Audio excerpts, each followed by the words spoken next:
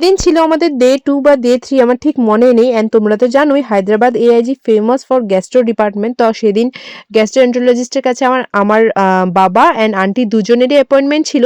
তো সকালবেলায় আমরা পৌঁছে গেছিলাম অ্যান্ড ওরা ডক্টর দেখানোর পরে ওদেরকে অনেক রকমের টেস্ট দিয়েছিল। অ্যান্ড আমরা যেহেতু অনেক দূর থেকেই গেছি তো সবাই বলছিল যে আমরাও বেসিক কিছু টেস্ট করে নিই। যেহেতু অনেক দূর থেকে গেছি সবসময় তো যাওয়া আসা হয় না। তো ফার্স্টে তো আমি নাই করছিলাম, তারপরে কিন্তু মেনে গেলাম অ্যান্ড আমরাও একটা মাস্টার হেলথ চেক আপ করে নিয়েছি। অ্যান্ড চেক আপ করার পরে আমাদের এটার মধ্যে কিন্তু ব্রেকফাস্টও ইনক্লুড ছিল। তো ব্রেকফাস্ট খেয়ে আমাদের রিপোর্টস কালেক্ট করে ডক্টর কনসালটেশন করে আমরা কিন্তু দেখো এখন চলে এসেছি ক্যাফেটেরিয়াতে। ওই বিকেল তখন 5টা মতন বাজে। অ্যান্ড সকাল থেকে যেহেতু আমরা সেরকমভাবে তো কিছু খাইনি, যেহেতু আমরা জানি যে আমরা টেস্ট করবো সেজন্য আমরা খালি পেটে এসেছিলাম। ওই হালকা ব্রেকফাস্টটাই করেছিলাম। অ্যান্ড সবাই জানো তো সকাল থেকে একদম না খাওয়া। তো এখানে আমরা অর্ডার দিয়েছিলাম dosa, idli and chowmein order দিয়েছিলাম আমি আমার জন্য। অ্যান্ড যেহেতু সকালবেলা আমরা সবাই জানি যে অনেক রকমের টেস্ট হবে, না খেয়ে এসছিলাম আর কি।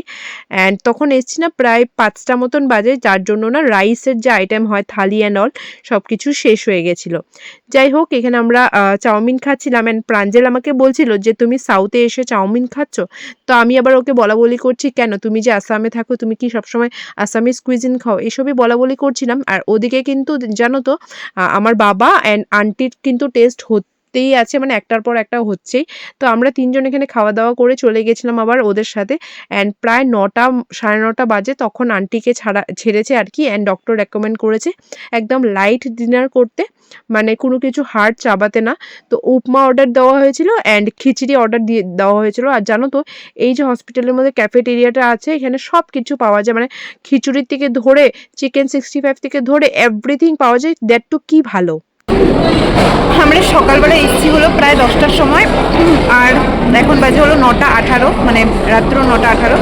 এতক্ষণ থেকে আমরা মানে হসপিটালে, মানে it will be like 12 hours. তো এখন বসে আছি, এখনও কিছু টেস্ট আবার হচ্ছে উপরে। অ্যান্ড আমি বসে আছি ক্যাফেটেরিয়াতে। এখানে আন্টি করে নিল ডিনার। সারাদিনে আজকে আন্টি কিছু খায় নাই আর কি, অনেক ধরনের টেস্ট হয়েছে। তো এখন কিছু হালকা ফুলকা ডিনার করলো, বসে আছি এই আর কি। कैसा लग रहा है 12 घंटा पूरा हॉस्पिटल में बिता के? बहुत अच्छा लग रहा है। আন্টির তো ডিনার হয়ে গেছে, বাট বাবার যেন তো অনেকটা দেরি পর্যন্তই টেস্ট হচ্ছিল। তো বাবাকেও রেকমেন্ড করেছে কিছু লাইট ডিনার করতে, মানে খিচুড়ি এন্ড অল। বাট তখন আসার পরে সেগুলো অ্যাভেলেবেল ছিল না, যেহেতু অনেকটা লেট হয়ে গেছিলো। তারপরে কিন্তু আমরা সিধা চলে এসেছি আমাদের হোটেলে। অ্যান্ড হোটেলের নিচেই কিন্তু আমাদের বাঙালি খাবার দাবার পাওয়া যায়।